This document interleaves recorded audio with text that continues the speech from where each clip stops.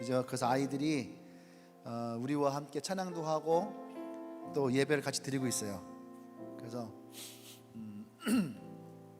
일반적인 교회 가면 유아실이 있거든요. 그러면 엄마들이 유아실 안에 들어가 있어요. 그러면 유아실 안에서는 예배가 안 돼요. 막 아이들이 막 울고 막 그래갖고 예배가 안 되거든요. 근데 그래서 이제 이 유아실이 없으면 아이들이 우리와 함께 예배를 하잖아요. 그러면 그냥 이 안에서 얘들이 예배하기 때문에 찬양할 때는 그냥 찬양 듣고 있다가 목사가 설교하면 자다가 설교가 끝나면 깨고 그래서 보면은 아이들이 잘 울지도 않아요. 잘 울지도 않고 예배 때에 우리가 예배 드리기에 그렇게 막 큰 어려움이 없이 아이들이 함께 하거든요. 근데 이게 좋은 거예요. 유아실을 분리시켜 놓는 것보다 우리가 아이들이 가끔씩 울 때가 있어도 그냥 같이 있는 게 사실은 더 좋은 거라고 생각합니다. 네, 아이들도 울어야지 뭐 자다가 깨잖아, 그죠 여러분? 그죠? 여러분을 위해서. 자, 우리 말씀 읽도록 하겠습니다. 고린도전서 1장 18절 말씀 같이 시작. 십자가의 도가 멸망하는 자들에게는 미련한 것이요 구원을 받는 우리에게는 하나님의 능력이라. 한 번 더 읽어볼까요? 시작. 십자가의 도가 멸망하는 자들에게는 미련한 것이요 구원을 받은 우리에게는 하나님의 능력이라. 한 번 더 좀 힘있게 시작.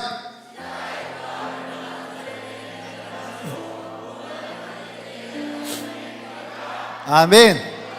할렐루야. 우리 하나님께 영광 박수 올립니다.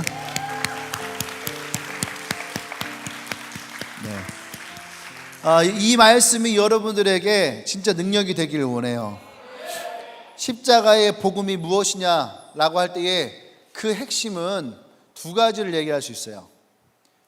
그게 뭐냐면 예수님의 십자가의 죽으심과 부활이에요.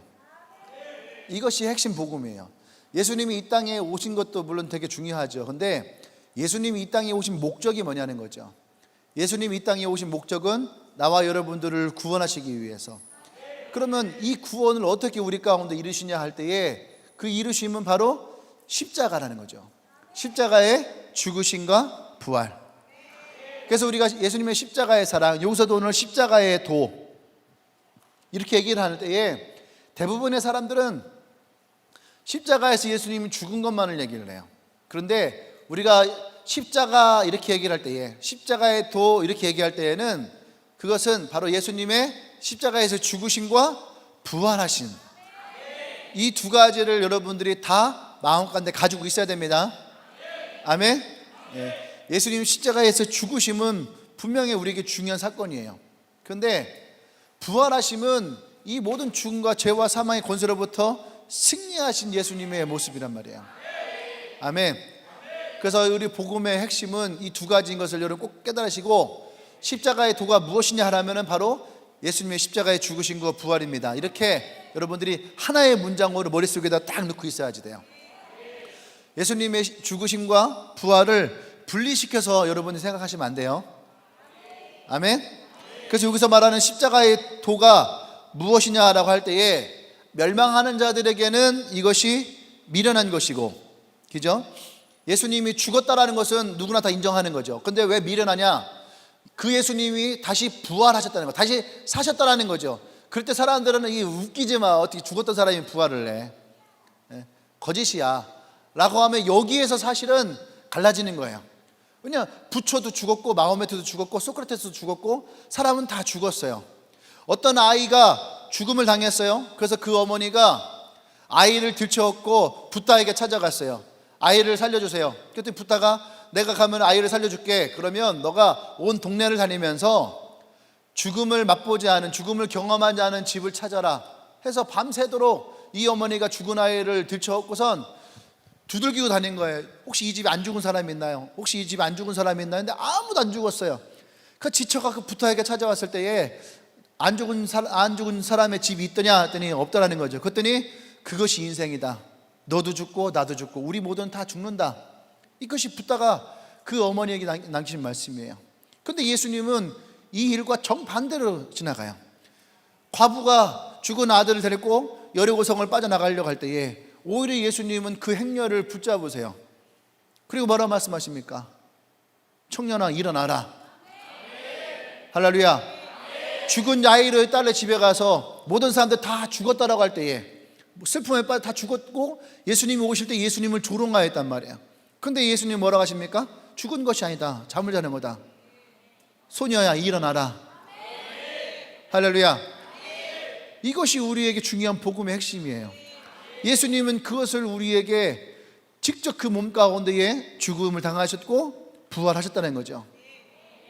그러니까 이 얘기를 하면 이 죽음 앞에서 사람들은 결국 너도 죽고 나도 죽고 모두가 다 죽는 것이고 죽으면 끝이다 라고 하는 그 생각이 이들로 하여금 미련하여 멸망에 이르게 하는 거예요.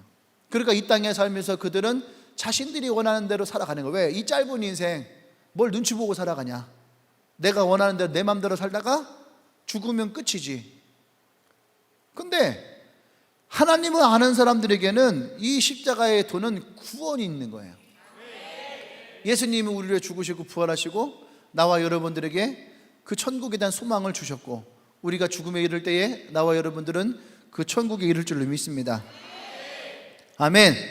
근데 오늘 이 사도 바울은 우리가 단지 죽어서 천국 가는 것만이 이 십자가의 도의 능력이 아니라는 거예요.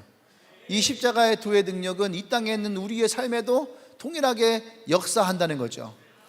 오늘 그 이야기를 여러분과 함께 하려 합니다. 첫 번째는 뭐냐면 이 십자가의 도가 우리에게 주는 능력이 무엇이냐라고 할 때에 첫 번째는 하나님께 나아가는 능력이라는 거예요. 아멘. 하나님께 나아가는 능력. 이 십자가의 도가 미련한 자에게, 멸망하는 자들에게 미련한 거다 할 때에 떠오르는 하나의 이야기가 있어요. 그건 뭐냐면 노아의 이야기예요. 노아의 이야기. 노아가 하나님으로부터 계시를 받았어요. 그리고 너는 이 방주를, 큰 방주를 지어라. 내가 이 땅을 물로 심판할 것이다. 그렇게 얘기를 했단 말이에요. 그 사람들에게 얘기를 했어요. 하나님이 우리를 물로 심판할 겁니다. 그러니까 여러분 준비하셔야 됩니다. 근데 사람들이 다 비웃었어요. 물로 어떻게 심판을 하냐, 비웃었어요. 그리고 또 노아가 120년 동안을 배를 만들었어요. 방주를 만들었어요. 이 방주 만드는 모습을 보고도 사람들은 비웃었어요. 어이 노아, 지금 뭐 하는 거야? 나 지금 배 만들고 있어요. 무슨 배? 하나님이 물로 심판하신대요. 그래서 저는 이것을 준비하기 위해서 지금 배를 만들고 있어요. 이 멍청하기는 그런 게 어디 있어? 더군다나 이 높은 산 위에서 이 큰 배를 만들어서 어떻게 하려고 그래? 근데 노아는 그 이야기에 듣지 않았어요. 사람들이 그래서 아유 저 미련한 것, 저 바보 같은 것. 근데 노아는 하나님이 말씀하신 대로 120년 동안 배를 만들었어요. 그리고 120년 지나고 40주야가 비를 쏟아 부었죠. 근데 여러분 얼마 전에 부산에 시간당 그저께인가요? 시간당 50mm가 났어요. 시간당 50mm가 몇 센치예요? 5cm예요. 5cm. 5cm가 요만큼이에요. 시간당 50mm, 5cm. 여러분들의 굽 높이 5cm. 이 5cm가 뭐라고? 여러분 5cm 해보세요. 가면 신발밖에 안 와요. 그런데 부산에서 3명이 죽었어요. 지하차도에 차가 들어갔단 말이에요. 막아야 되는데 못 막았어요. 그냥 평상시에 다니는 길이니까 그냥 차가 들어갔어요. 차가 들어갔는데 차가 막혔어. 그래서 기다리고 있었어요. 근데 갑자기 앞에서부터 물이 확 쏟아지는 거예요. 그러니까 이 사람들이 차를 빠져나올 수 없어서 거기서 3명이 죽었어요. 울산에서도 똑같은 사건은 1명 죽었어요. 울산에서도 비가 막 쏟아지는데 차를 막아야 되는데 못 막았단 말이에요. 그러니까 평상시처럼 집에 가려고 차를 끌고 지하 터널을 통과하는 거예요. 우리 대동에 있는 터널 있잖아요. 그런 터널이에요. 그냥 터널 통과하려고 차 들어가는데 앞에 차가 막혀갖고 막히는가 보다 하고 딱 섰는데 갑자기 물이 쏟아져 버린 거예요. 그래서 그걸 빠져나오지 못해갖고 죽었어요. 근데 그게 뭐예요? 시간당 50mm예요. 시간당 50mm, 5cm. 근데 이것이 사람을 죽일 만큼의 물이 되는 거예요. 이번에 이제 중국의 샨샤댐, 네, 샨샤댐 발음도 어려워요. 샨샤댐, 이 댐이 2.4km래요. 댐이. 근데 이 댐 때문에 지구의 그 자전축이 기울어졌다는 거예요. 그래서 기후의 변화가 일어날 수 있다. 과학자들이 그렇게 얘기했다는 거죠. 실제로. 그러니까 생각해 보세요. 2.4kg의 어마어마한 물을 가둬뒀으니까 이 물의 무게가 얼마나 무겁겠어요. 그랬더니 그 무게가 기울어질 거 아니에요. 그러니까 지구의 온도가 자꾸 변하고 날씨가 변하는 이유 중에 하나도 그러한 거예요. 자연을 우리가 거스르려고 막으니까. 그래서 더 문제가 생기는 것일 수도 있죠. 근데 중국에 지금 2달 동안 비가 내리면서 중국이 완전히 막 물난리가 났단 말이에요. 근데 40주야를 내린 것이 아니고 비가 오다가 멈추다가 오다가 멈추다가 오다가 멈추다가 그렇게 했는데도 불구하고 중국이 지금 물바다가 돼버렸어요. 2, 3일만 비가 쏟아져도 일본에는 홍수가 나고. 근데 생각해 보세요. 40주야가 물이 쏟아졌을 때에 이 노아의 때의 사람들이 언제 이 노아의 말을 믿었을까? 제 생각에는요, 비가 오면은 비가 오는가 보다, 생각보다 많이 오네, 이번 비는 좀 오래 오네 하다가 그들이 이 물을 감당할 수 없을 쯤 됐을 때에 이것이 하나님의 심판인가? 그 순간 이들은 망하는 거예요. 하나님께 나아가고자 해도 이들이 나아갈 수가 없는 거예요. 그러니까 여러분, 십자가의 도는 왜 멸망하는 사람들에게 미련한 것이냐 할 때에 그들 마음 가운데 하나님께 나아갈 수 없다라는 거예요. 요한복음 1장에 가면은요, 나다나엘이라는 사람입니다. 나다나엘. 자, 퀴즈 드리겠습니다. 나다나엘을 데리고 온 친구가 있어요. 데리고 온 친구가 누구일까요? 네? 정신욱? 네, 빌립. 처음에 예수님이 안드레를 만납니다. 그 안드레가 자기 형제 베드로를 데리고 가요. 베드로와 얘기를 하고 딱 나왔는데 빌립이 나다나엘을 데리고 오죠. 그리고 나서 이 빌립과 나다나엘이 대화가 있어요. 성경을 볼까요? 요한복음 1장. 네. 자, 시작.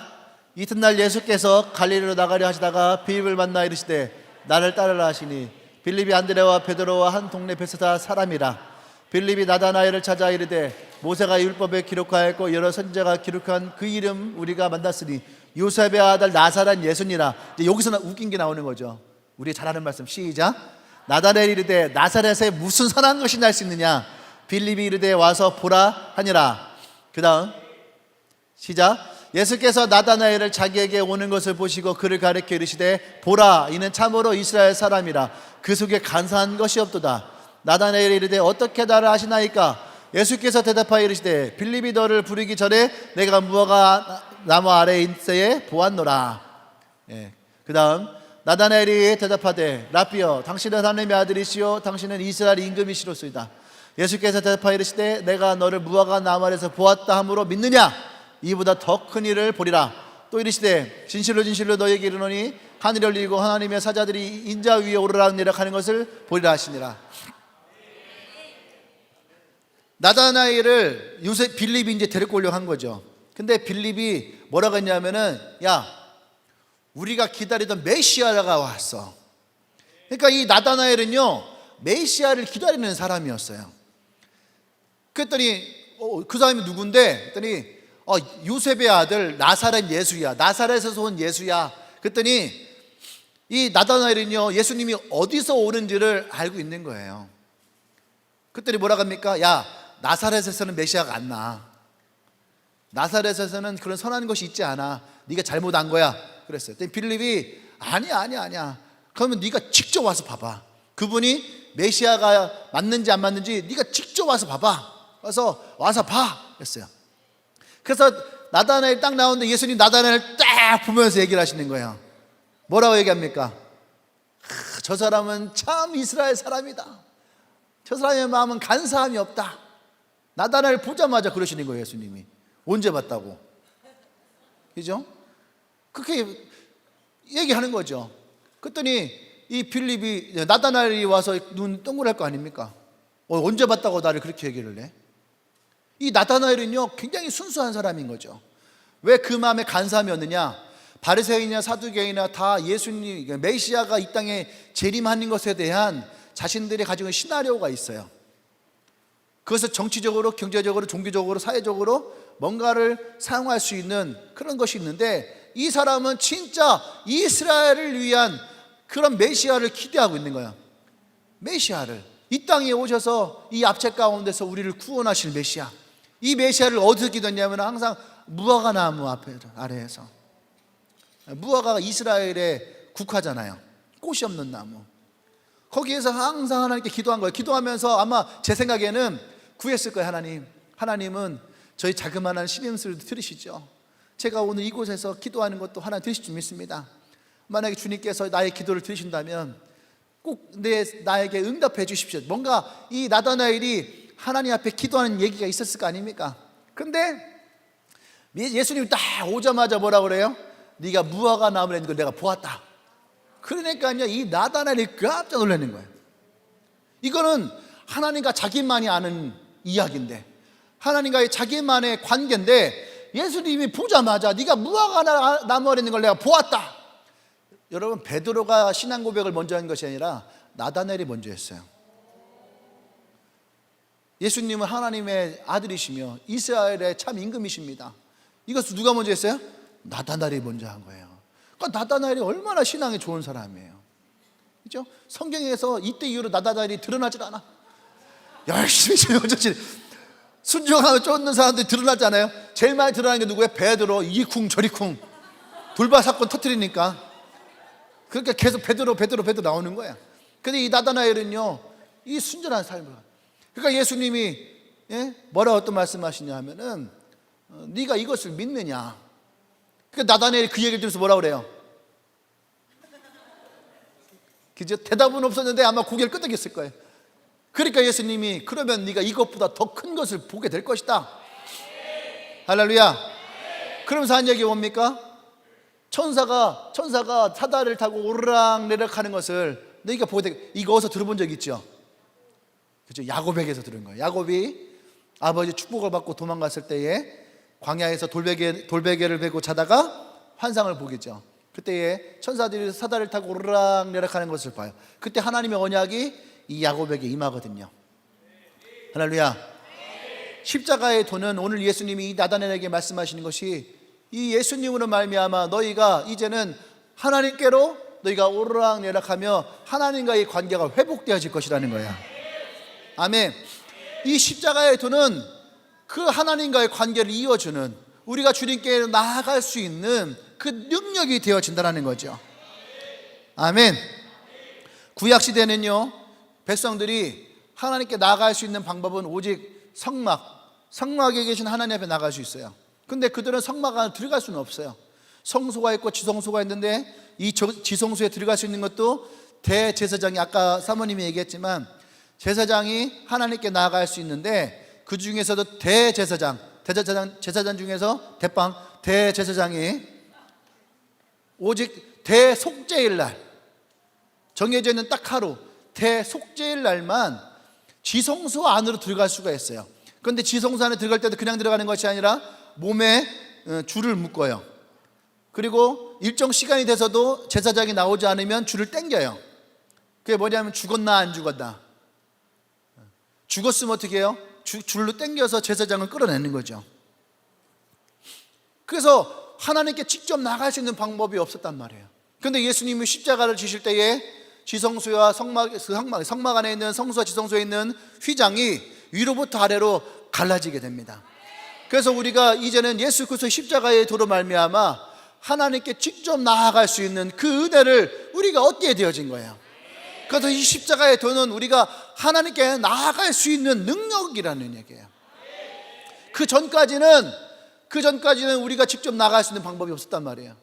제사장을 통해서만, 선지자를 통해서만, 왕을 통해서만 하나님의 뜻을 들을 수 있었고 하나님의 메시지를 들을 수 있었어요. 그런데 예수님이 십자가를 지심으로 말미암아 나와 여러분들에게 직접 우리가 이제는 하나님께 나아갈 수 있는 일이, 그 능력이 임했다는 얘기예요. 아멘. 우리가 하나님 앞에 나아가면 하나님께서는 때를 따라 돕는 은혜를 우리에게 부어주십니다. 히브리서 4장 16절 말씀 한번 읽어보겠습니다. 시작. 그러므로 때를 따라 돕는 은혜를 얻기 위하여 은혜의 보좌 앞에 담대히 나아갈 것이니라. 아멘. 우리가 예수 그리스도의 십자가의 긍휼을 말미암아, 그 사랑을 말미암아 우리가 하나님의 긍휼 하심을 받고, 우리가 때를 따라 하나님이 나의 때에 따라서 내게 나를 돕는 하나님의 은혜가 우리 가운데에 주어지게 됐다는 얘기예요. 우리가 그 하나님의 은혜를 받을 수 있는 방법은 뭐예요? 우리가 주님 앞에 나아갈 수 있는 능력이 회복될 때에. 아멘. 우리가 주님 앞에 나아갈 수 있는 그 은혜가 회복되어져서 그때에 우리에게 주님의 그 돕는 은혜가 우리에게 임한 줄 믿습니다. 두 번째 퀴즈 나가도록 하겠습니다. 물리학 용어예요. 물리학. 재물품 많죠. 물리학. 자, 나갑니다. 에너지와 사물은 시간의 흐름에 따라 질서에서 무질서로, 쓸모 있는 것에서 쓸모없는 것으로 변해간다는 법칙. 무슨 법칙일까요? 무슨 법칙일까요? 질량 보존의 법칙? 배운 게 그거밖에 없죠. 기억나는 게. 자, 무슨 법칙일까요? 네, 다 웃고만 있죠. 옆 사람 쳐다보면서 너 알아? 알아요? 뭐야? 그래, 엔트로피 법칙이에요. 역시 박사님. 자, 우리 소정이한테는 이따 두 번째 문제 나갈 거예요. 두 번째 문제. 지금 이따 두 번째 문제는 화학이에요. 화학. 전공이 화학 아닌가? 화학이죠. 화학 문제 나갑니다. 엔트로피 법칙이 이거예요. 그래서 이것은 뭐냐면은 우리가 새로운 것인데 시간이 지나가면서 낡은 것으로 변한다는 얘기예요. 이것은 지금 우리에게 되게 유용한 건데 시간이 지나면 유용하지 않게 되는 거죠. 이것이 엔트로피 법칙이에요. 그래서 열은 뜨거운 데서 차가운 것으로 이동을 하고, 모든 물질을 사용할 수 있는 형태에서 사용할 수 없는 형태로 변해가는 것. 질서 있는 상태에서 질서가 없어진 상태로, 마치 여러분의 방처럼. 여러분의 방이 엔트로피 법칙에 정확하게 적용되어지고 있어요. 이해되시죠? 깔끔하게 정리 딱 해놔요. 근데 시간이 흐르면 흐를수록 여러분의 방이 망가지고 있는 거예요. 얼마 전에 제 방은 정리를 싹 했잖아요. 다 바꿔버렸어요. 다 바꿔버리고 깨끗하게 정리를 딱 했어요. 근데 지금 가보면은 다시 책상이 엉망진창이에요. 막 이것저것 막 다 올라가 있고, 조만간 또 한번 정리하면은 또 깨끗해지겠죠. 근데 우리의 신앙도 마치 이 엔트로피 법칙처럼 비슷하게 나간다는 거죠. 왜냐하면 이 세상은 엔트로피 법칙을 그대로 적용되고 있어요. 그것이 우리의 삶을 살아가는 모든 환경이 똑같아요. 보세요. 야, 저 차 사면 되게 좋겠다고 저 차를 딱 사요. 저 차를 딱 사는 순간 어떻게 돼요? 새 차가 나와요. 아까도 내가 우리 시우 아빠한테 얘기를 했어요. 상아가 앞에 앉았길래 얘기를 했거든요. 상아야, 차 이제 카니발 샀잖아요. 카니발 좋지? 되게 막 좋아요. 근데 요새 후회하지 않아? 좀만 기다릴걸? 왜냐하면 카니발이 이제 완전 풀 버전이 변형이 돼서 새로 나와요. 지금 차는 올류 카니발의 변형 모델이에요. 살짝. 근데 지금 이제 새로 나오는 카니발은 완전 변형이 돼서 차도 더 커지고 실내 공간이 더 넓어지고 안에도 싹 다 교체돼서 새로운 차가 나와요. 조금만 참았으면 그 차를 살 수 있었는데, 그랬더니 막 하면서 막 웃어.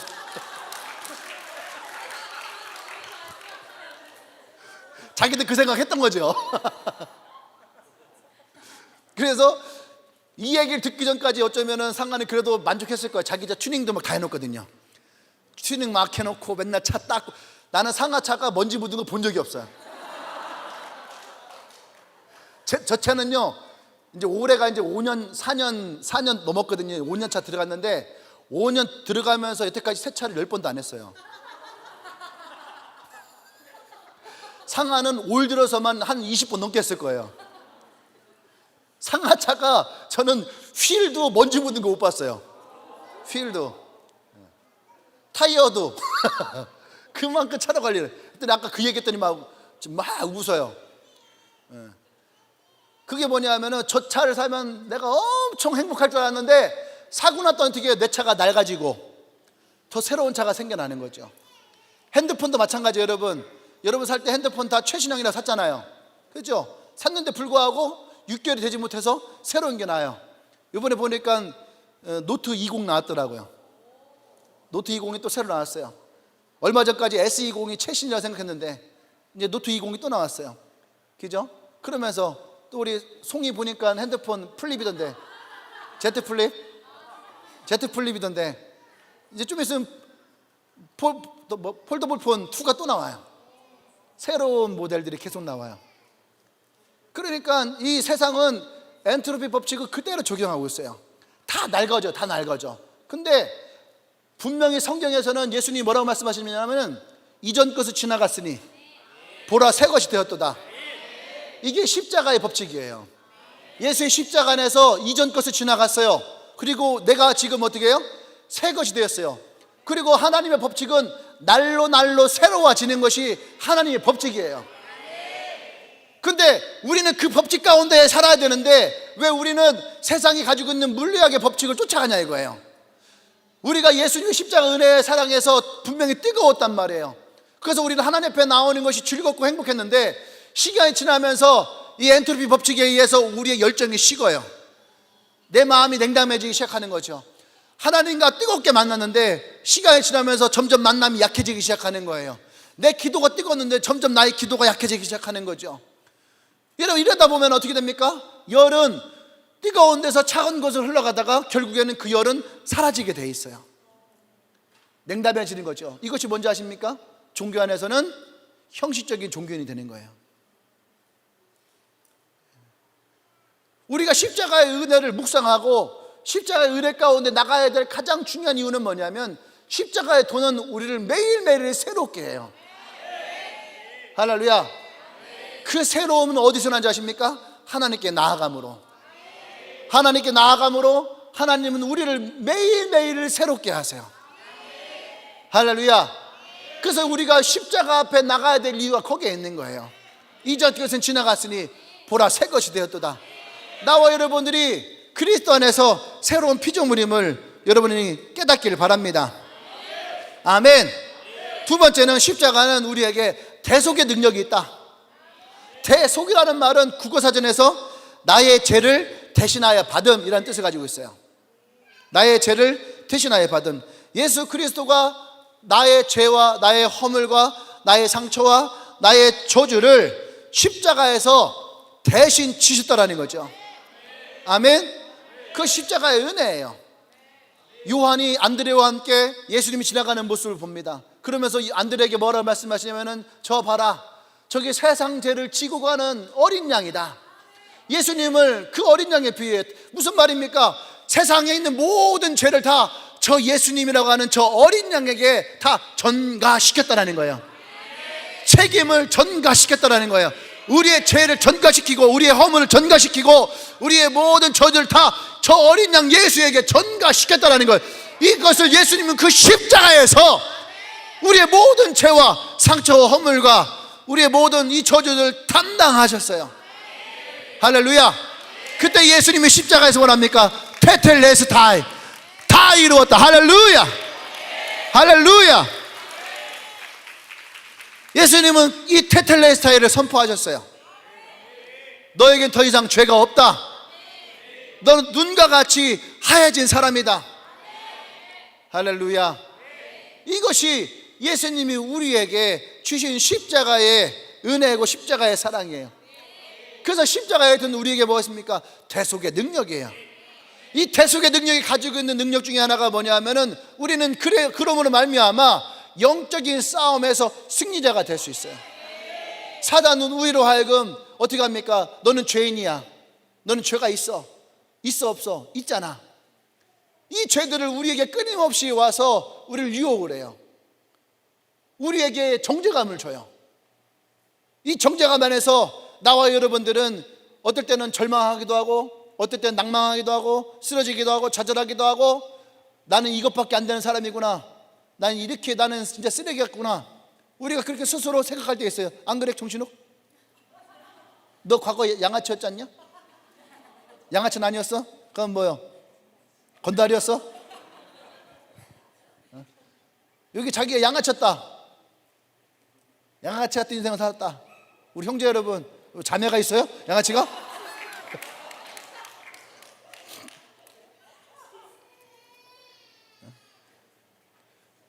여러분들 중에 과거에 어쨌든 양아치 같은 인생을 살았던 사람들이 있을 거 아닙니까? 그러면 내가 양아치였던 기억이 있어요, 없어요? 있단 말이에요. 양아치였던 기억은 내 안에 남아 있단 말이에요. 그건 내 과거니까, 그죠? 내 과거니까 그것은 나의 뭐 추억이 됐던 뭐가 됐던 내 기억 속에 저장되어 있는 거예요. 그러니까 사단이 그거 가지고 우리에게 찾아오는 거예요. 너 양아치였잖아, 지금도 너 그렇게 살고 있잖아 라고 할 때에 많은 사람들이 그것으로부터 자유하지를 못한 거예요. 저도 그것을 경험했던 사람이에요. 제가 그 전도사 때 얘기했잖아요. 전도사 때에 밤에 책을 읽고 있었어요. 책을 읽다가 내가 진짜 죄인이구나 하고 새벽 2시 반에 무릎 꿇고선 회개 기도를 했어요. 하나님, 내가 죄인입니다 하고 눈물을 흘리면서 회개했어요. 진짜 내가 책을 읽다 보니까 나의 죄가 너무너무 많은 거예요. 눈물을 흘리면서 회개하고 한 3시쯤 돼서 이제 누웠어요, 자려고. 딱 누웠는데 갑자기 눕자마자, 여러분 누웠다가 잠드는 거 아니잖아요. 제가 몇 번 얘기했죠, 설교 때. 눈을 딱 감았는데 갑자기 불을 딱 끄고 딱 누웠는데 저기 이 모서리에서 시커먼 놈 하나 갑자기 후 오더니 내 위로 올라타더니 하는 말이, 네가 그러고도 구원받았다 생각하냐? 기계음을 들려. 네가 그렇다고 구원받았을까? 이렇게 진짜 기계음처럼 들린다니까요, 소리가. 근데 그 말에 내가 반박을 못하는 거예요. 왜? 조금 전까지 내가 뭐 했어요? 죄인입니다 했단 말이에요. 그러니까 내가 죄인인 게 맞아요, 틀려요? 맞아요. 내가 죄인인 게 맞는 거예요. 그래서 내가 그 소리를 듣고 낙담을 한 거예요. 그래, 맞아, 내가 죄인이야 하고 낙담했는데, 저 밑에, 요 끝에, 요 밑에, 진짜 누워있는데요. 되게 신기한 거예요. 누워있는데 내 다리 저 밑에서부터, 깊은 곳에서부터 갑자기 뭐 하나가 훅 올라와요.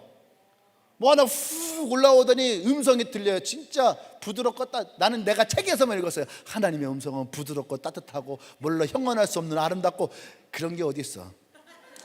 내가 그렇게 생각했거든요. 근데 내가 경험을 하니까 진짜 부드럽고 따뜻한 소리가 오는데 뭐라고 하냐면, 성진아, 내가 너의 모든 죄를 다 용서했다, 너는 구원받았다 하는데요, 마치 메칸도 부위가 물속에서 에너지가 떨어져서 잠자고 있다가 갑자기 원자력 에너지가 회복되면 눈이 번쩍하면서 다시 힘이 딱 나는 것처럼, 내가 갑자기 그 몸 안에 힘이 딱 들면서, 사단아 들었느냐, 하나님 나를 구원한데 갑자기 기운이 훅 살아가. 엄청 싸가지 없다 했잖아요. 내가 사람 말을 끝까지 듣고 가야지. 듣다 말고 그냥 가버려. 귀잖아요. 사단아 들었냐, 하나님 나를 구원한데 없어져버려 가버렸어요. 그전까지 내가 옴짝달싹 할 수 없는 그런 몸이었는데, 근데요, 그것이요, 그때는 몰랐는데 그것이 뭐냐면 그게 바로 십자가의 도예요. 예수님 십자가에서 내 모든 죄를 다 담당하셨다라고 하는 그 믿음, 그 믿음이 우리를 어떻게 해요? 사단의 영적인 싸움에서 우리를 승리케 한다는 거예요. 사단은 우리의 기억과 우리가 가지고 있는 상처의 흔적을 가지고 끊임없이 우리를 시험해요. 끊임없이 우리에게 와서 속삭여요. 넌 죄인이야. 야, 너 어떻게 이렇게도 뻔뻔하게 네가 이럴 수 있어. 그렇게 우리에게 찾아와요. 그러면 우리는 어느 날 하염없이 이 절망 가운데 빠질 수가 있다는 얘기예요. 근데 이 십자가의 도가 우리 가운데 있다면, 할렐루야, 우린 여기서 담당하게 얘기를 해야 돼요. 사단아, 예수 그리스도가 십자가에서 나의 이 모든 죄와 허물과 상처를 다 담당하셨고 주님이 나를 구원하셨다. 할렐루야. 이것을 우리가 자신 있게 선포할 수 있어야 돼요. 말씀 봅시다. 이사야서 53장 말씀이에요. 자, 시작. 그는 실로 우리의 질고를 지고 슬픔을 담당하였거늘 우리는 생각하기를 그는 징벌을 받아 하나님께 맞으며 고난을 받았다 하였노라. 그가 찔림은 우리의 허물 때문이요 그가 상함은 우리의 죄악 때문이라. 그가 징계를 받음으로 우리는 평안을 누리고 그가 채찍에 맞음으로 우리는 나음을 남았도다. 우리는 다 양 같아서 그릇 행하여 각기 제 길로 갔거늘 여호와께서는 우리 모두의 죄악을 그에게 담당시키셨도다.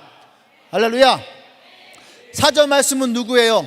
십자가의 도를 믿지 않는 자들, 저들은 뭐라고 합니까? 저들은 예수님이 죄를 져서 고난을 당하고 사람들로부터 버림을 받아서 그리고 그가 하나님으로부터 징벌을 받는 것이다 얘기를 해요. 그렇게 예수님은 저주 안에서 죽었다라고 얘기하는 거죠. 그런데 이 십자가 도를 믿는 자들에게는 뭐라 합니까? 그의 찔림은 우리의 허물, 할렐루야, 그가 상함은 우리의 죄악 때문에, 그가 징계를 받음으로 우리는 평화를 누리고 그가 채찍에 맞음으로 우리는 나음을 입었도다. 그래서 여호와께서는 예수 그리스도로 말미암아 우리의 모든 죄악을 그에게 담당시켰도다. 할렐루야. 이것이 십자가의 은혜라는 거예요. 이것이 십자가의 도의 대속의 능력이에요. 나 여러분들에게는 이 복음의 능력인 줄 믿습니다. 아멘.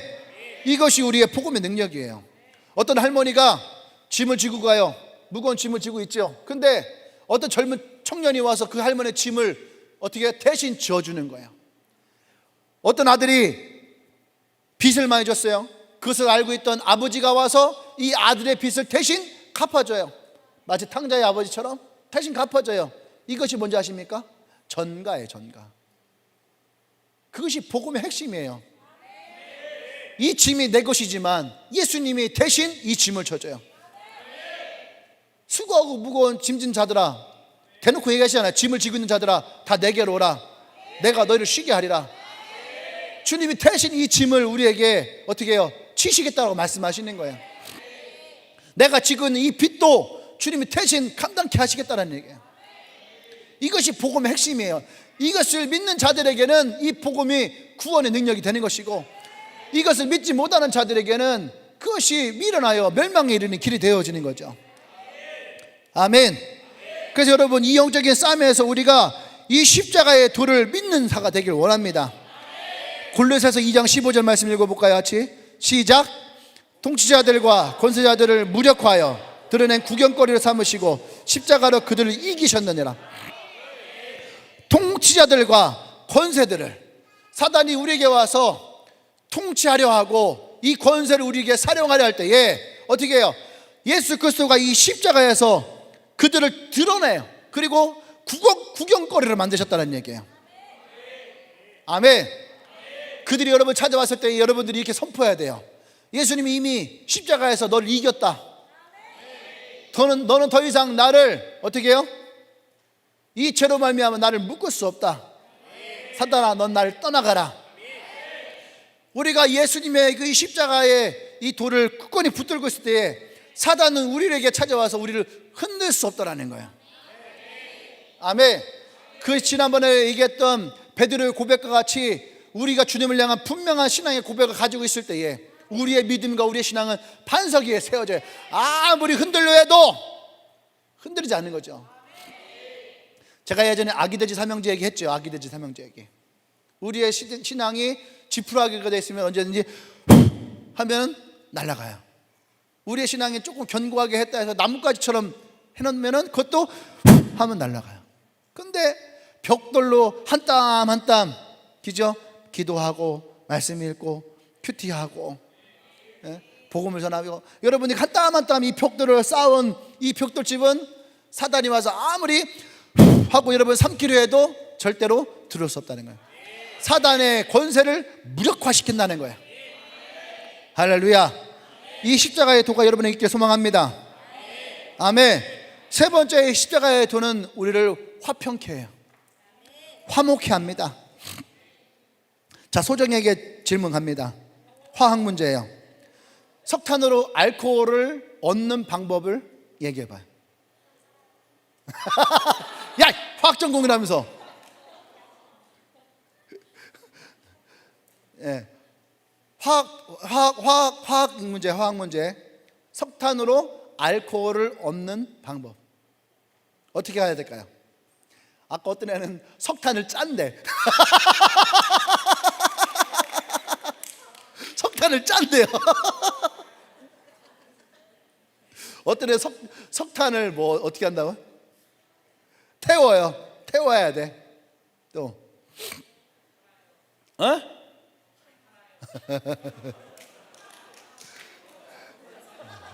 그렇죠. 가장 간단한 방법은 석탄을 팔아서 알코올을 사면 돼요. 화학을 배웠어도 그걸 모르면 어떡해. 이게 이제 재밌는 일화예요. 화학 교수가 시험 문제로 석탄을 통해 알코올을 얻는 방법을 쓰시오. 그러니까 화학 법칙을 쓰라는 얘기죠. 그죠? 화학 법칙을 써서 이 문제를 풀라는 거예요. 근데 이 친구가 공부를 안 했으니까 모르잖아요. 그래서 쓴 얘기가 뭐냐면 석탄을 팔아 알코올을 산다, 이렇게 답을 쓴 거예요. 근데 교수가 부르더래. 그래서 속으로 생각한 거예요. F구나. 근데 교수가 얘기하는 거죠. 자네는 알코올을 얻는 방법을 아주 간단하게 알고 있군. 이렇게 점수 줬다가 하는 얼토당토하는 얘기가 있어요. 저쪽 뭐 미국 애리조나 어디에 있을 수도 있는 얘기고.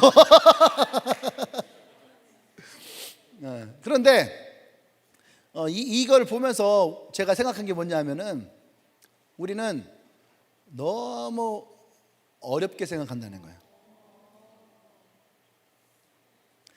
사람들이 살아가는 방법 중에 하나가 뭐냐면요, 어떻게 하면 내가 행복하게 살아갈 수 있을까? 어떻게 하면 내가 사람들과 적을 삼지 않고 척을 지지 않고 살아갈까? 그래서 그냥 나 자신만 더 올바르게 피해를 주지 않고 어떻게 하면 내가 더 사람들과 평화롭게 살아갈까? 이 많은 생각들을 하고 고민하고 살아가죠. 근데 성경에서는 우리에게 이 문제에 대해서 답을 참 쉽게 얘기를 해요.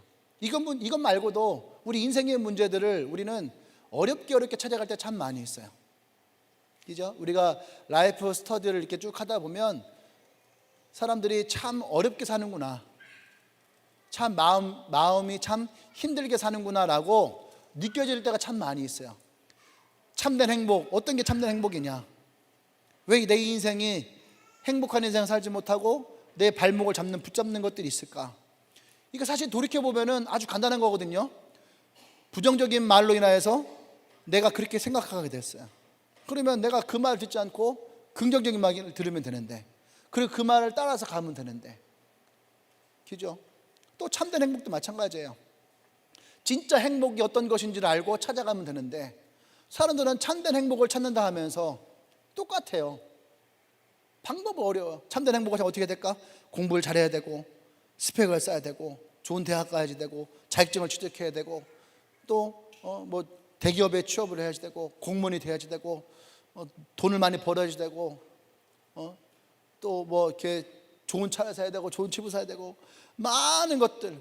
근데 그 중에 한 개라도 내가 생각했던 대로 되지 않으면은, 그죠? 또 나는 열심히 했다 생각했는데 나보다 더 잘난 사람을 만나면은 나는 실패자 같기도 하고, 난 여전히 부족한 사람 같기도 하고, 이러한 것들, 이런 많은 문제들 안에서 성경은 우리에게 아주 쉽고 간단하게 얘기를 해요. 그것이 뭐냐 하면, 십자가는 나와 여러분들로 하여금 이 땅의 진정한 답을, 아까 얘기했던 거는 진정한 답을 찾게 하십니다. 은진이의 의견대로 그 십자가 안에 우리 인생의 모든 답은 들어있다는 거예요. 우리의 직업이 문제가 아니고, 우리 연봉이 문제가 아니고, 내가 어디 사냐가 문제가 아니고, 내 성격이 문제가 아니고, 우리가 누구를 만나느냐, 그 예수 그리스도의 만남을 통해서 우리의 삶에 이 화목의 능력이 일어난다는 거죠. 십자가를 적용하면 화목하지 못할 상대가 없다는 거예요. 성경에서 우리에게 뭐라고 합니까? 왼뺨을 맞으면 오른뺨도 되고, 오리를 가려면 십리를 가고, 겉옷을 살려면 속옷을 주고, 그죠? 그 최고요는 뭡니까? 원수를 사랑하라. 또 7번씩 70번이라도 용서하라. 7번씩 70번 용서해서 친해지지 않을 사람이 있을까? 그죠? 아마 우리는 애증의 관계라고 하면서 그 사람과 엄청 가까워져 있을 거예요. 그 십자가의 법칙을 가지고 우리가 사람을 만나면은 그 어떤 사람도 우리의 적은 아니에요. 다 우리가 사랑해야 될 사람, 내가 복음을 전해야 될 사람, 내가 섬겨야 될 사람, 내가 대접해야 될 사람, 또 내가 도와줘야 되는 사람. 에베소서 5장 말씀 보도록 하겠습니다. 에베소서 5장 14절과 15절 말씀 볼까요? 자, 시작.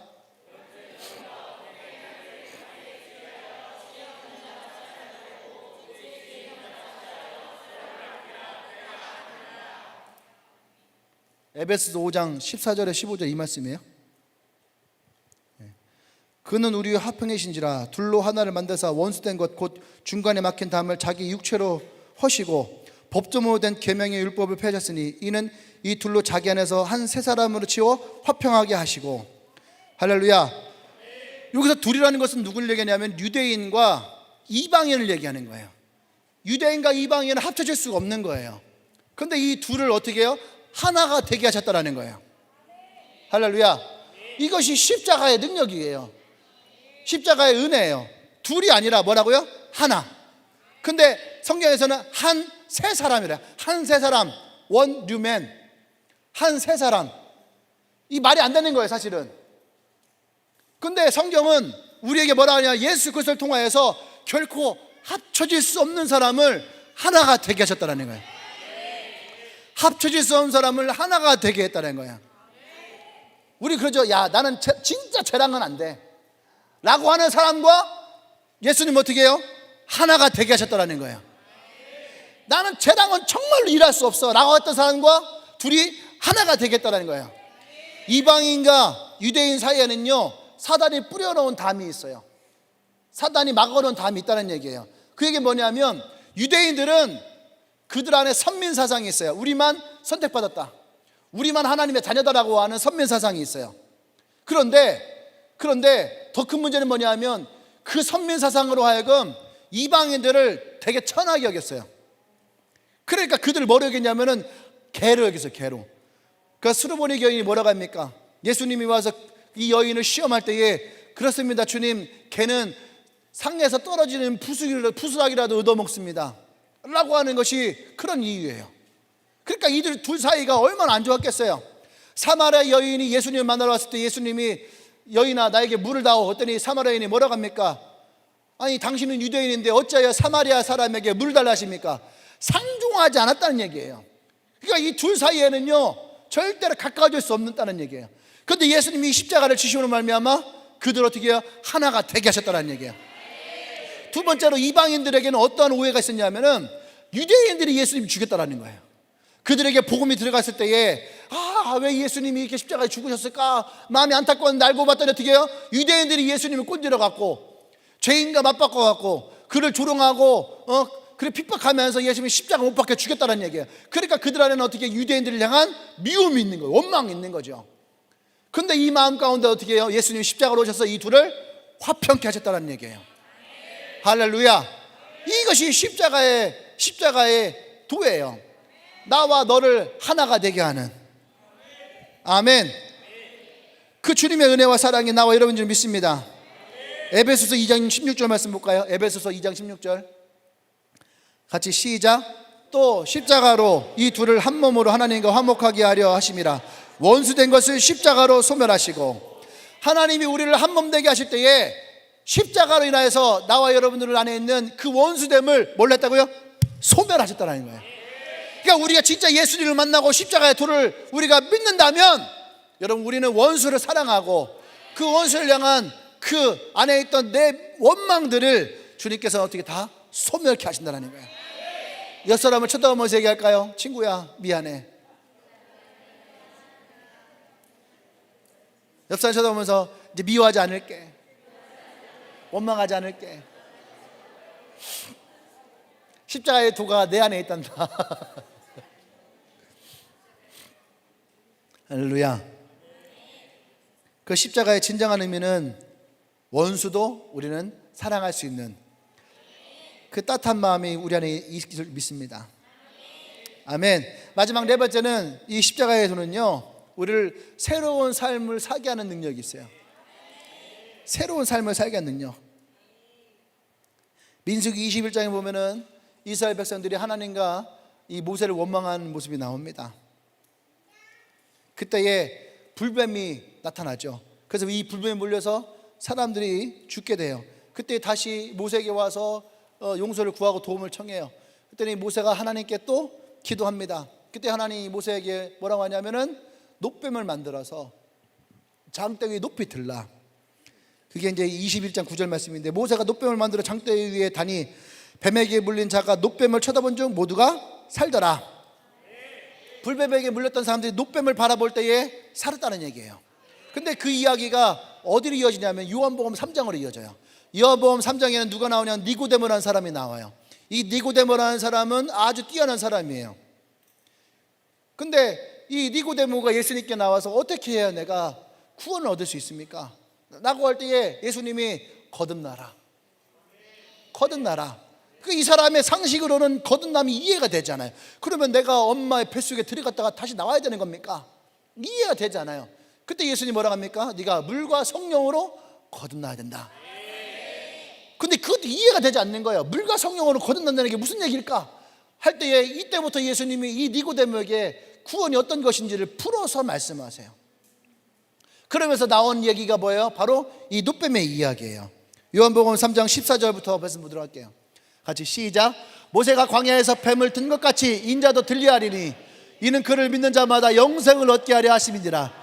하나님이 세상을 이처럼 사랑하사 독생자를 주셨으니 이는 그를 믿는 자마다 멸망치 않고 영생을 얻게 하려 하심이라. 아멘. 그러니까 네가 어떻게 거듭나야 되느냐? 물과 성령을 거듭나야 되는데 이 물과 성령을 거듭날 때에 반드시 거쳐야 되는 것이 있는데 그것이 뭐냐면은 내가 들려와야 된다는 거예요. 내가 십자가에서 노뱀과 같이 들려워지고 거기에서 내가 죽음을 경험해야 되는 거예요. 예수님이 죽음을 받으셔야 되는 거예요. 할렐루야. 이 죽음을 인하여서 어떻게 해요? 그 십자가의 죽음을 인정하고 받아들이는 그 자들에게 주님은 어떻게 해요? 영원한 생명을 주시는 거예요. 왜 그러면 이렇게 하냐 할 때에 하나님이 우리를 사랑하셔서 누구도 멸망치 않고 이 영생을 얻게 하려 하심이기 때문에 그것은 예수를 믿는 자들에게, 이 십자가의 구속을 믿는 자들에게 예수님은 이 생명을 주시기 위해서, 죄의 삭은 사망이었어요. 나와 여러분들 모두가 다 이 죄로 인해서 우린 죽게 될 수 있는 거죠. 근데 하나님의 은혜는 우리에게 어떻게 해요? 예수 그리스도를 통한 영원한 생명이에요. 할렐루야. 그 복음이 나와 여러분들에게 있는 줄 믿습니다. 아멘. 그래서 죄와 저주와 허물로 인하여서 우리가 죽을 수밖에 없는 인생이었는데 예수의 십자가의 은혜로 말미암아 나와 여러분들은 사망에서 생명으로 옮겨지고 죽음에서 우리는 영원한 생명을 얻게 되어지는 인생으로 바뀌었다는 거죠. 요한복음 5장 24절 말씀 읽겠습니다. 요한복음 5장 24절. 자, 시작. 내 말을 듣고 또 나 보내시를 믿는 자는 영생을 얻었고 심판에 이르지 아니하나니 사망에서 생명으로 옮겨졌느니라. 할렐루야. 이것이 바로 십자가예요. 우리가 새로운 생명을 얻게 되어지고 우리에게 새로운 삶이 되어지는, 이전 것이 지나가고 새 것이 되어지는, 누구든지 그리스도 안에 있을 때에 새로운 피조물이 되어지는, 할렐루야, 그 삶이 나와 여러분에게 있는 줄 믿습니다. 여기 있는 모든 사람들은 다 십자가가 어떤 것인지 알고 있어요. 하나님의 사랑도 알고 있습니다. 예수 그리스도가 우리 때문에 십자가에서 죽으신 것도 알고 있죠. 여러분, 그렇기 때문에 우리는 우리의 삶을 헛되이 살아서는 안 되는 거죠. 우리가 옛사람의 모습을 살아가서는 안 되는 거예요. 예수님은 지금도 우리에게 엔트로피 법칙으로 살아가라 말씀하지 않습니다. 나와 여러분들에게 십자가의 법칙으로 살아가길 원해요. 그 십자가의 법칙으로 말미암아 나와 여러분들이 매일매일 새로운 삶을 살아가길 원합니다. 그리스도 안에 거함으로 말미암아 나와 여러분들이 새로운 삶을 살기를 원해요. 아멘. 십자가는 하나님이 우리를 사랑하시는 명백한 증거예요. 나와 여러분은 십자가에서 오늘 예수님이 나를 위해서 이 죄와 우리의 허물과 우리의 상함을 다 담당하셨다라고 하는 이 믿음의 고백 가운데에 우리는 하나님의 사랑이 나를 향해서 얼마나 큰지를 우리는 깨달을 수 있어야 됩니다. 이것이 예수님이 십자가에 못 박혀 죽으셨던, 그리고 그것을 다 이루시고 죽음에서 부활하신 진정한 하나님의 사랑이에요. 나와 여러분의 인생은 그저 그렇게 살다 가는 인생이 아니라 나와 여러분들은 그 하나님의 피로 값주어 사신 하나님의 생명이란 얘기예요. 마틴 루터가 이렇게 얘기를 합니다. 내가 얼마나 값비싼 존재인지를 알려면 십자가를 보라. 하나님의 아들 예수 그리스도께서 나를 위하여 대신 죽으셨다. 할렐루야. 우리의 인생은 그저 왔다 그저 가는 인생이 아니에요. 우리의 인생은 내 능력대로 살다가 능력이 없어 죽는 인생이 아니에요. 가진 것이 없어 돌아갈 때 빈손으로 돌아가는 인생이 아니란 얘기예요. 하나님이 나와 여러분들을 창조하셨고 그런 여러분 한 명 한 명을 위해서 주님은 십자가를 지셨고, 우리가 그 십자가를 바라볼 때 나와 여러분들은 내가 얼마나 존귀한 잔지를 우리는 깨달을 수 있어야 돼요. 시편 32.8절에서 성경 우리 이렇게 얘기합니다. 존귀한 자는 존귀한 일을 계획하나니 그는 항상 존귀한 일에 서리라. 하나님이 여러분들을 존귀하게 만드셨고, 존귀하게 부르셨고, 존귀하게 주님이 여러분들을 세우셨다면 하나님은 여러분들 향한 존귀한 계획을 갖고 계세요. 그리고 여러분 그 존귀한 일에 서 있기를 바랍니다. 여러분, 우리는 때로는 그렇게 생각을 해요. 나는 참 바보 같은 사람이야. 나는 쓸모없는 사람이야. 내 능력은 정말로 가치 없어. 난 쓰잘데기 없는 사람이야. 어쩌면 우리가 커오면서 들었던 수많은 이야기들이에요. 이 멍청한 놈, 저 바보 같은 놈, 저 등신, 천치, 넌 할 줄 아는 게 뭐가 있어? 넌 이것밖에 못하냐? 어우, 맹추 같은 놈. 우리가 들었던 수많은 말들은 하나님이 나를 창조하신 창조에 어긋나는 얘기들이었어요. 나를 비참하게 하는 말들, 나를 초라하게 만드는 말들, 나를 업신여기는 말들. 근데 우리는 어쩌면 그 소리에 귀를 기울이고 살아왔어요. 예수님의 십자가가 이렇게 가까이 있었음에도 불구하고 우리는 그 은혜를 깨닫지를 못하고 여전히 우리는 그 십자가 아래서도 죄의 짐을 지고, 상처의 짐을 지고, 허물의 짐을 지고, 그 저주의 짐을 지고 매일매일 울며 고통 가운데에, 괴로움 가운데에, 초라함 가운데에, 비참함 가운데에 울고 있었어요. 오늘 예수님은 우리에게 말씀하십니다.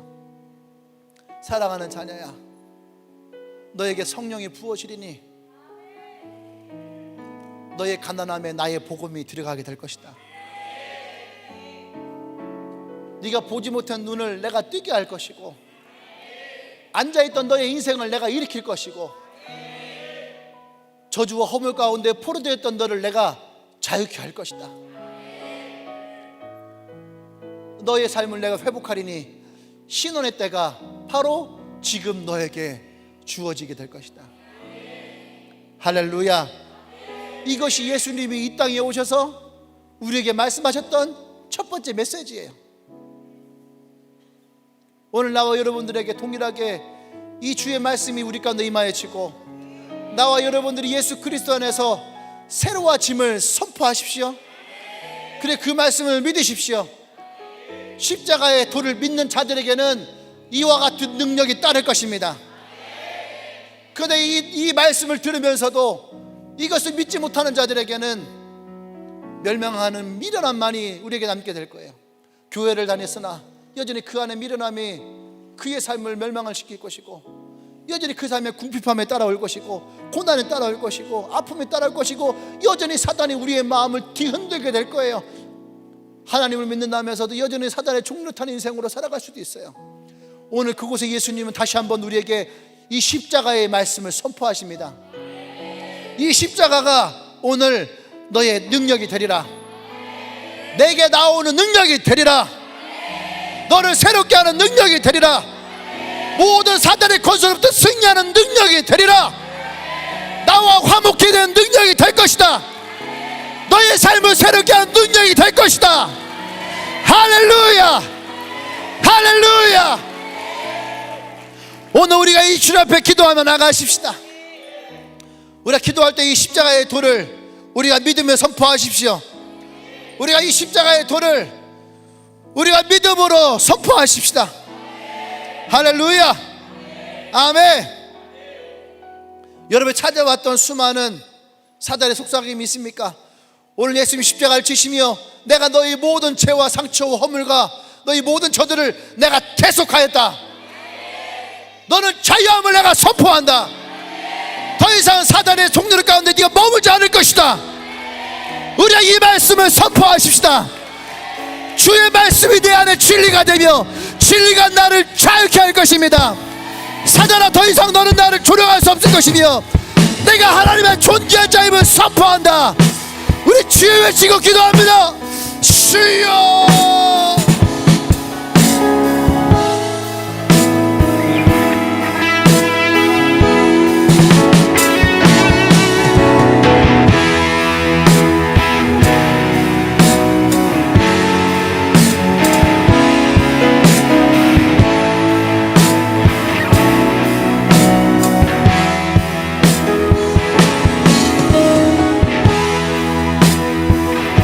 선포하세요. 예수의 십자가에서 나의 모든 죄는 다 용서되었다. 십자가에서 나의 모든 죄는 다 소멸되었다. 나의 기억 가운데에 찾아오는 모든 사단의 속임수들아, 너는 나에게서 떠나갈 지어다.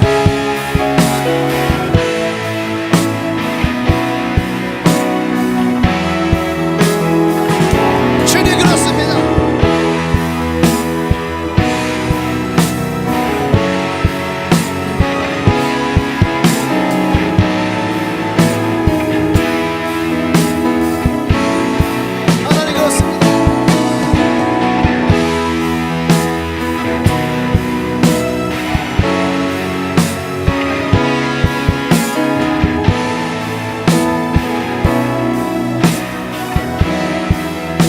할렐루야. 또 한번 기도할 때 여러분 가슴에 손을 얹으세요. 손을 얹고 우리가 진짜 믿음으로 고백하기를 원합니다. 예수님은 여러분의 모든 죄와 사망과 권세로부터 구원하신 구세주이십니다. 그리고 십자가는 여러분을 새롭게 하셨습니다. 우리 안에 있는 미움과 원망과 저주의 마음도 주님은 다 치유하시고 회복하시길 원하십니다. 여러분 마음 가운데 있는 미움이 있다면, 원망이 있다면, 저주가 있다면 오늘 이 시간에 그 마음 안에서 예수님께 다 전가하십시오. 주님, 내 안에 이 마음조차도 주님께 내가 다 되어드리기를 원합니다. 주님, 내가 자유해지기를 원합니다. 예수의 십자가에서 자유해지기를 원합니다. 주여, 저 기도합니다. 주여.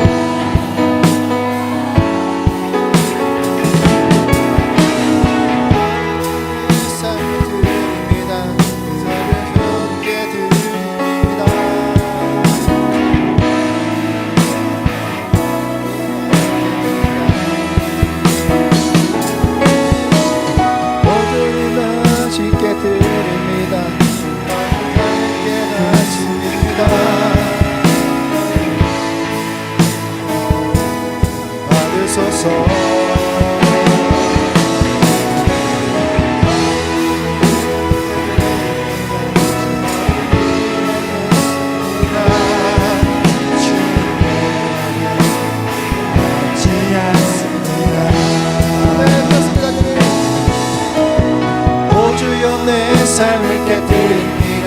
주 너를 위해 묻습니다. 내 모든 여러분의 마음을 깨뜨려요. 생명을 주님 얻으소서. 여러분의 마음을 깨뜨리십시오. 주님께 되어 드리세요. 오주여 내 삶을 깨뜨립니다. 나의 상함도, 나의 상처도, 나의 허물도, 나의 죄악도, 나의 미움과 나의 원망도, 나의 원수님도 내가 주님께 다 드립니다. 오주여 내 삶을 깨뜨립니다. 주 너를 위해 묻습니다. 내 모든 삶과 생명을 주님 얻으소서. 주님, 그렇습니다. 오주여 내 삶을 깨뜨립니다. 주 너를 위해 묻습니다. 주님께라면 아깝지 않습니다. 할렐루야. 성경에 보면은 이 나사로의 동생 마리아가 예수님께 나와 자신이 모았던 향유를 깨트립니다. 예수님의 그 발에 붓죠. 그때 예수님은 선포합니다. 나의 이야기, 나의 십자가의 이야기가 전해지는 곳마다 이 여인의 이야기도 함께 전해지게 될 것이다. 여러분의 삶에 예수님의 십자가의 이야기가 전해지기 원합니까? 오늘 여러분의 향유옥합을 깨트리십시오. 여러분의 마음을 깨트리십시오. 여러분의 삶을 깨트리십시오. 그리고 그것을 주님께 부으십시오. 그때 주님이 여러분들을 새롭게 하실 것입니다. 예수의 십자가의 이야기가 가는 곳마다 여러분의 이야기도 그 가운데에 기록되어지고 선포될 것입니다. 할렐루야. 기도합니다.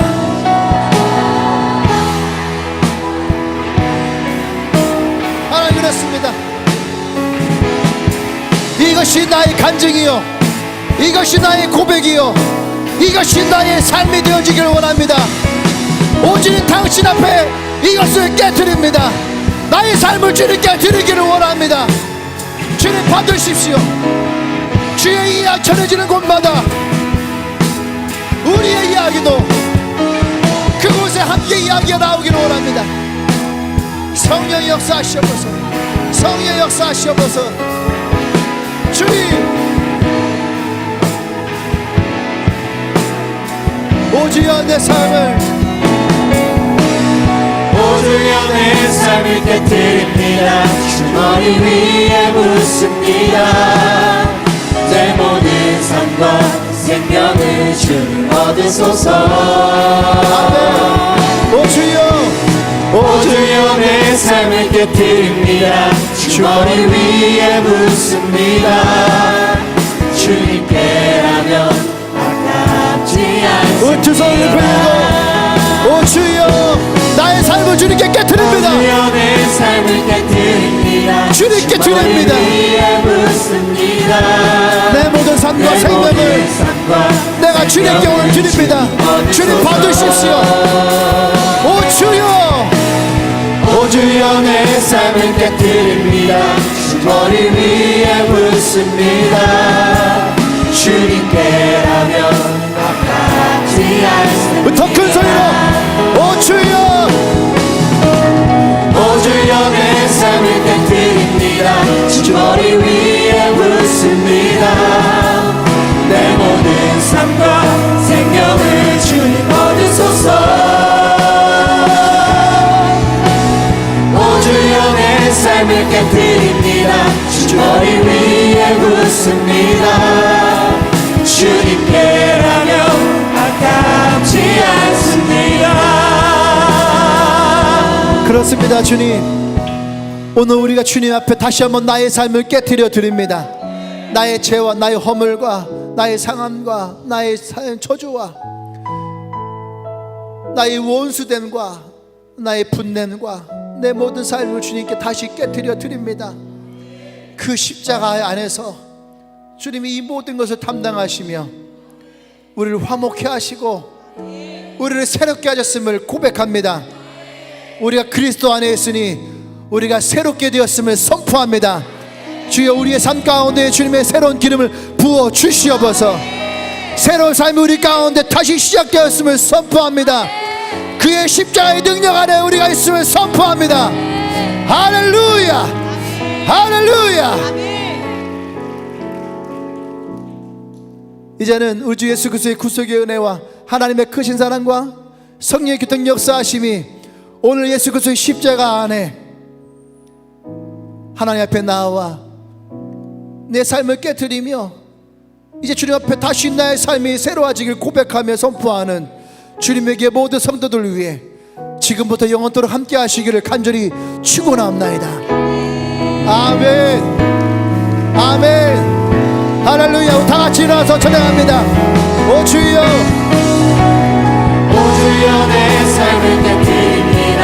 주 머리 위에 묻습니다. 내 모든 삶과 생명을 주님 얻으소서. 다시 한번 찬양합시다. 오 주여 내 삶을, 오 주여 내 삶을 깨뜨립니다. 주 머리 위에 묻습니다. 주님께라면 찬양합시다. 존귀와 영광을 받으소서. 존귀와 영광을 주님께 올려드립시다. 하나님 어린 양 예수 능력과 부와 주님의 그 지혜를 얻으소서. 할렐루야. 존귀와 영광을 받으소서. 하나님 어린 양 예수 나라와 권세 영광 모두 주님께. 나라와 권세 영광 모두 주님께. 나라와 권세 영광 모두